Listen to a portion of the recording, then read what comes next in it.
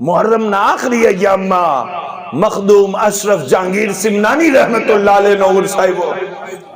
સુલતાન ઇબ્રાહીમ સિમનાની ના આપ શહજાદા છે અને કેટલી દીકરીઓ બાદ એમના વાલિદને બશારત થઈ કે અમે તમને નેક શહજાદો આપશું।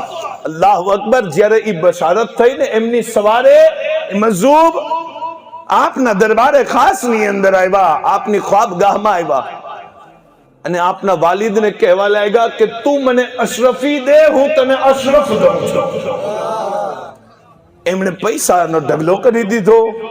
ફકીરે પૈસાને જોયું અને થોડીક વાર હાથમાં ફેરવ્યા, પછી ફેંકીને ચાલ્યા ગયા અને કહેવા લાગ્યા સુલતાન તારો મારો સોદો ડન છે, તારો મારો વેપાર પાકો છે, તે મને અશરફી દીધી છે, હું તને અશરફ દેવાનો છું।